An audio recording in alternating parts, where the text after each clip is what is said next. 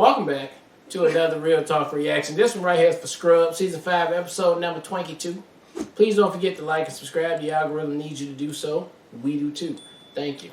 Alright, couple comments from the last episode, starting with executive producer Jojo, who says, "Holy crap! I never noticed before that this episode was directed by Joanna Kearns. I checked IMDb, and yes, it's that Joanna Kearns, the mom from Growing Pains. She's apparently directed on over 70 TV series since the end of that show. Who knew? Not me." Okay. A great insight. Then Jill says, "I love how you tied together the ending of last episode to the ending of this episode.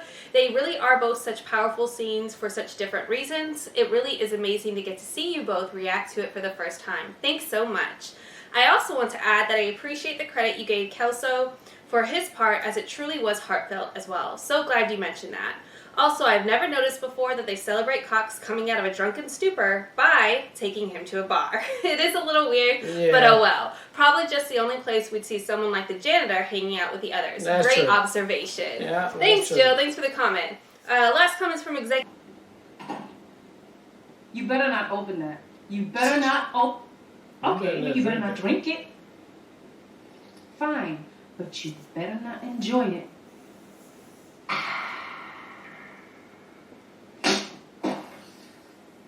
Did you just bitch slap my beer? Are you calling me a bitch? I said you just bitch. Yes. My beat. Yes, I am. Baby, you okay? You feel funny.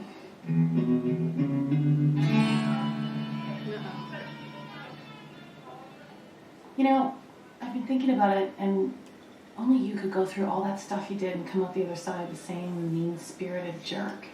Birdie, please. We're about to show Lindsay's breakfast nook. In fact, in the 5 years that I've been here, you're the only person who hasn't changed one bit. Well, that's not entirely true. Since the arrival of my son, I like to think I've become more patient. Plus, and I can't believe these words are coming out of my mouth, I've learned that not all of Newbie's ideas are completely ridiculous. Do you love it as much as I do?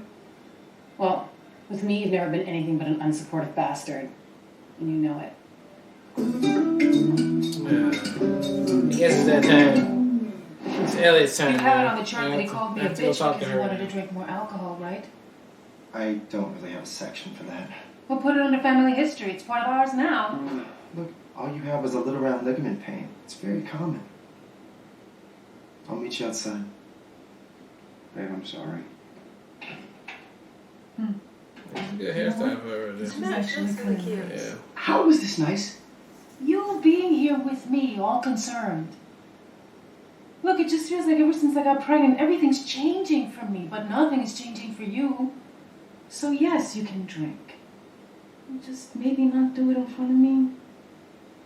Got it. And sometimes when I'm reading my pregnancy book, maybe you can ask me about it. And occasionally on a Friday night when I'm too tired to go out, maybe you can stay in and get fat with me. I can get fat. The bigger you get, the tinier I look. Oh. Deal. Stay in and get fat with me. What's Miss Goldstein doing? Fine. Okay, look it. How's about we act like adults here and lay our cards on the table? You know that you're not exactly my favorite person in this dump. And I say that knowing full well that you feel the same way about me. I started an I Hate Cox chat room. Hasn't really worked out the way I planned. It's me and Exactly. 2 interns and 14,000 lesbians. Yeah. How about we just agree that we're never going That's to be... the wrong title. That's just should have used. You could, except for one thing. I know we have our issues, but I've always respected you. And you haven't given me more than an ounce of that since I started here. I hate Cox chat room. Okay, me too, girl. You can go in that bathroom to take a leak. I went in there because I was petrified that I was going to make the wrong decision about Mrs. Goldstein. And anybody know? Because it is so very important to me that people see me the way they used to. Bulletproof. And hopefully admitting this to you will make you feel respected. It does. Thanks. I had to have to do it in the dead of night when nobody's there. Yeah, I'm only telling you. Yeah.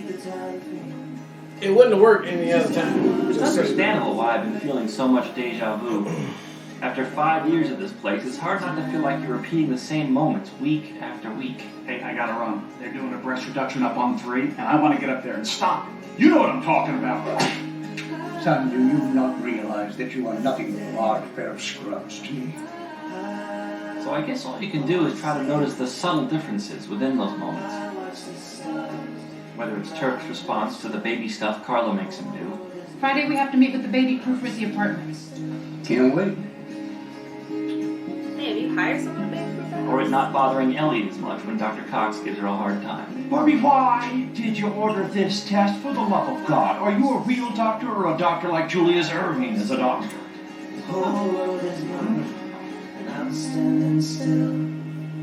Of course, sometimes things are going to repeat themselves in the exact... She's like, I'm gonna take all your hate because I know you just What bullshit. the hell? It's a riddle.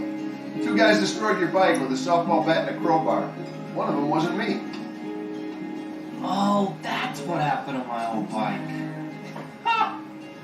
Good day, fellas. That's not the one I got. Troy, That's not my bike. this one's over.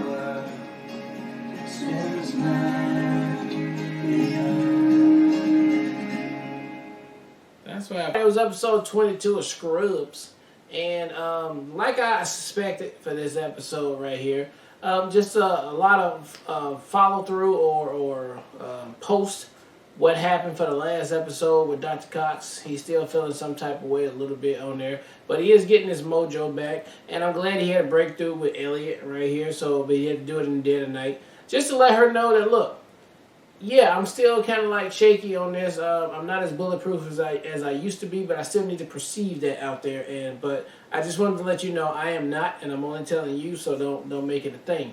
And so she needed that to know, and she got that, and now they got some kind of mutual respect going on that aspect as well. The rest of the episode, though, standard operating procedure for Scrubs right here, trying to get that silliness in there, that goofiness in there, because of all the high tension we had from the other episodes. And, that's something that I enjoy, but I'm glad that they kept a lid on it, right? They didn't let it go too crazy, exaggerating, goofy. But for this episode, just a normal one right here, and a good follow-up to the last 2 that we had. Yeah, so my favorite part definitely is the Cox and Elliot part, specifically when he did admit that he was struggling and she recognized that, and out of respect, he showed that vulnerability so that they had that mutual respect, which, again, Cox always steals it when he's vulnerable. Like that, those are some of my favorite takeaways from the series as a whole. Are those moments when Cox is vulnerable, because he does it better than anybody else does on the show, and that's saying a lot, but it is. He's like my favorite person in those moments, which makes those episodes my favorites too. I did like the Turk and Carla stuff. I thought Carla, what she ultimately came to and how she was able to express what she was actually feeling versus just being petty and being like, you can't do all the things, is be with me in the pregnancy more, like share some of the pregnancy stuff that I'm going through that you don't have to go through, so I feel like we're more together in this. And I felt like she articulated that really well at the end, and I think that's what Turk ultimately needed to hear, and now they communicated that, so I think that's going to be a better balance. As far as the deja vu aspect, I know we did the quarter thingy before. I feel like that was a riddle he totally did before with the janitor. But some of the other deja vu things I couldn't place, so it wasn't as like obvious to me. I don't know if it's supposed to be super obvious, but I was just like, I can't really like pinpoint all of these moments. Yeah, when they happen. Yeah, when they happened. But that one, the one with the janitor, definitely was obvious. So all in all, I thought it was an entertaining episode. Look forward to the next one. All right, well, look, thank you guys again for watching another Real Talk reaction for Scrubs Season 5, Episode 22, and until next time.